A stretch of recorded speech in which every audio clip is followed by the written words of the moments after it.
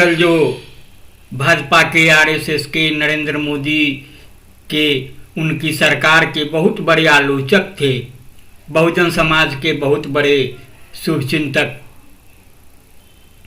उनकी lateral entry हो गई है। नरेंद्र मोदी सरकार ने उन्हें खास ओहदे पर बिठा दिया है। जो नरेंद्र मोदी भाजपा आरएसएस का विरोधी खेमा है, वह हैरान है,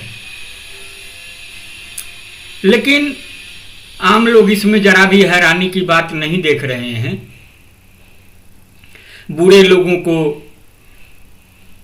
तथाकथित बुरे लोग जिनको भाजपा बुरा कहती थी या कहती है, वैसे तमाम लोगों को भाजपा अपना रही है और अपने साथ लेकर अपने आचरण में, अपने संस्कार में ढाल रही है।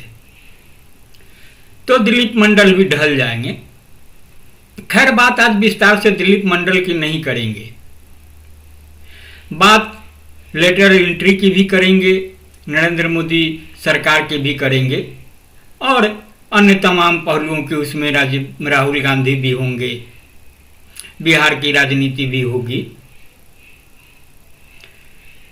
तो मेरा आग्रह होगा कि आपने अब तक newsletter with Rakesh Ranjan को अगर सब्सक्राइब नहीं किया है तो सब्सक्राइब भी करेंगे।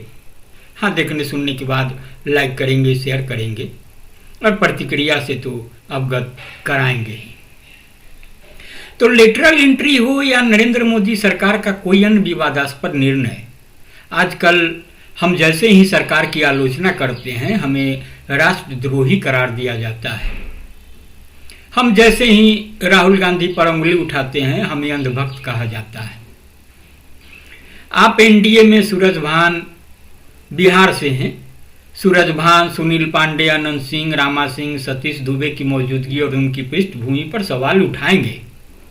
आपके सामने शहाबुद्दीन, मुख्तार अंसारी, अतीक अहमद जैसे उदाहरण पेश किए जाएंगे।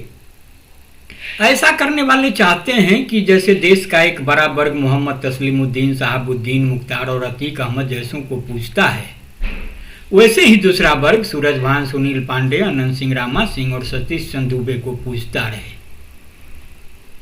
तो सवाल उठता है कि तीसरा वर्ग क्या करे। देश में एक बड़ा वर्ग ऐसा भी है जो समाज की इन दोनों श्रृंखलाओं से नफरत करता है। क्या हम किसी एक या दिन इन दोनों गिरोहों का मूक दर्शक बनकर मूक समर्थन करते रहें? क्या इन धाराओं में बहते रहें? दिनकर की भाषा में सवाल करूं तो क्या हम तटस्थता का अपराध करते रहें? जहां तक मैं जानता हूं कि हम में से अधिकांश भाजपा, कांग्रेस या किसी अन्य दल के समर्थक हो सकते हैं, लेकिन हम लोग भाजपा या किसी दल के प्रवक्ता नहीं हैं। आजकल राजनेता खुद को बनिया का बेटा, ओबीसी का बेटा, ब्राह्मण का बेटा साबित करने पर तुले हैं। जो अपनी माँ के श्राद्ध में बाल तलक नहीं मुंडवा सकते और अपने दादा का नाम लेने, दादा को श्रद्धांजलि देने में तौहीन समझते हैं, सब के सब खुद को हिंदू का बेटा, देश का बेटा साबित करने का ढोंग रच रहे हैं। क्या आपने कभी सोचा कि राजनेता खुद के बेटा बेटी होने की रट क्यों लगाते हैं? दरअसल वे चाहते हैं कि बेटा नालायकी भी करे तो माँ बाप नजरअंदाज करते रहें, यानी बेटों को खुली छूट। अब एक बात और, मान लीजिए कि बेटा आपका छोटा या बड़ा भाई कुछ गलतियां करने लगा है, तो क्या आप उसकी गलतियों का विरोध नहीं करेंगे? क्या गलतियों का विरोध करने वाला भाई, पिता, बेटा या वोटर गलती कर रहा है, क्या आप अपने परिवार के किसी सदस्य को मनमानी करने, गलतियां करने की छूट देंगे? अगर हम शहाबुद्दीन, मुख्तार, अतीक और उनके समर्थकों से नफरत करते हैं तो याद रखिए, देश और समाज की बड़ी आबादी सुनील पांडे, अनंत सिंह, सूरजभान से और उनके अंधभक्तों से भी नफरत करती है। केंद्र सरकार ने लेटरल एंट्री का आदेश वापस ले लिया है। अब सोचने वाली बात यह है कि क्या लेटरल एंट्री का विरोध करने वाले राजनीतिक दल, पत्रकार और आम लोग गलत थे?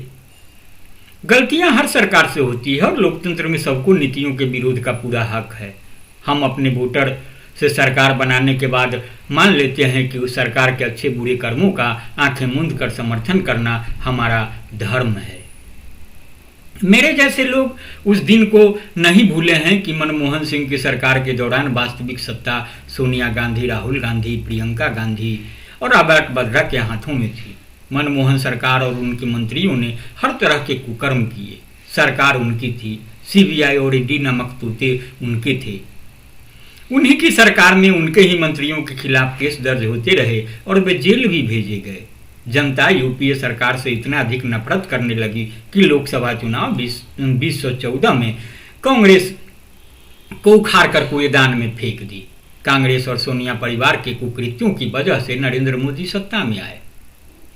मेरे जैसा आदमी आजीवन सोच भी नहीं सकता कि सोनिया, प्रियंका, राहुल का गैंग देश में ईमानदार और साफ सुथरी सरकार दे सकता है। हालांकि ऐसा नहीं है कि मेरे नहीं चाहने से कांग्रेस सोनिया खानदान की वापसी नहीं होगी। हमने बोफोर्स के जमाने में ही कांग्रेस का इंदिरा खानदान का विरोध किया।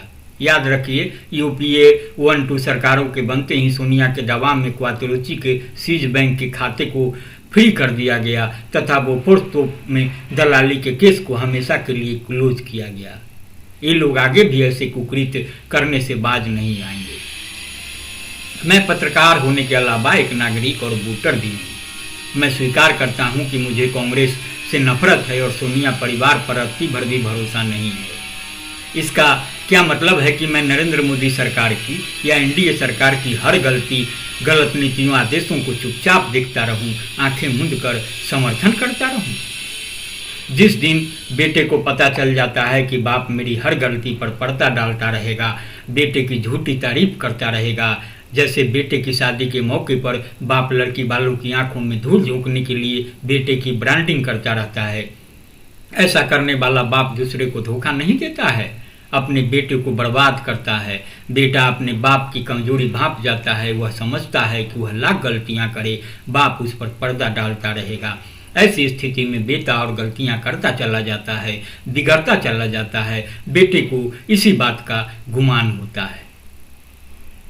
दूसरी ओर हम देखते हैं कि आज भी हमारे घरों में बेटी की अपेक्षा बेटियां अधिक जिम्मेदार, जवाबदेह, अनुशासित होती हैं। बेटियां घर की हालत, पिता की इच्छा, देश और प्रतिष्ठा का ख्याल रखती है। मेरा अभिप्राय यह नहीं कि सारे बेटे बिगड़ैल और सारी बेटियां संस्कारहीन होती है। सियासत में तो बेटियां भी बिगड़ैल और तानाशाह हो जाती हैं। बड़ी संख्या में ऐसे घर देखे जाते हैं जहां बेटों को गलती की छूट और बेटियों पर सख्ती बरती जाती है। यही दोहरा मानदंड हम सरकार और राजनीतिक दलों के प्रति भी रखते हैं। एक दल की गलतियों पर पर्दा तारीफ और दूसरे की गलतियों पर खुली आलोचना। हम सोचते हैं कि बेटा अगर बिगड़ैल भी हो जाए तो कोई बात नहीं, बेटियों का संस्कारी होना जरूरी है। हमारे अतिरिक्त प्यार, दुलार और तरफदारी से बेटे ही नहीं, सरकारें भी बिगड़ैल हो जाती हैं। जैसे बिहार में यादवों और मुसलमानों ने राजद को बिगड़ैल बनाया, उसी तरह भूमिहारों, ब्राह्मणों और कुर्मी ने भाजपा जेडीयू को बिगाड़ कर रख दिया है। पासवानों ने रामविलास चिराग को आंखें मूंद कर समर्थन दिया तो यह खानदान भी माफियाओं और भ्रष्टाचारियों से टिकट बेचने लगा। तो सवाल उठता है कि आम आदमी क्या करे? जवाबदेह नागरिक को सतर्कता बरतनी चाहिए।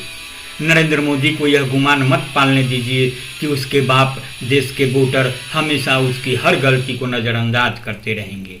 जनता हमेशा आंखें मूंद कर किसी शासक या सरकार की वाहवाही नहीं करती रहेगी। इसलिए हमें सही ही तारीफ और गलत की आलोचना करनी चाहिए। एक बात सबको समझना होगा, अब लोकसभा चुनाव 2024 में नरेंद्र मोदी 2024 और 2019 की तरह सिर्फ अपनी लोकप्रियता की बदौलत सत्ता में नहीं है। वे सत्ता में इसलिए भी आए हैं कि आज भी देश की बड़ी आबादी को और राहुल गांधी को भी सत्ता चलाने के लायक नहीं समझती है। लोकसभा चुनाव 2024 का जनादेश बताता है कि कांग्रेस और राहुल अब भी नालायक हैं। इसके बावजूद जनता ने नरेंद्र मोदी को लेटरल एंट्री या अन्य तरह की मनमानी करने की छूट नहीं दी है। जनता ने नरेंद्र मोदी को सिर्फ इसलिए वोट दिए हैं जिसकी बदौलत वह सरकार तो बना लें लेकिन औकात में रहें। राजनीतिक दलों, उनके पदाधिकारियों और समर्थकों को भी औकात में रहने की सीख लेनी चाहिए।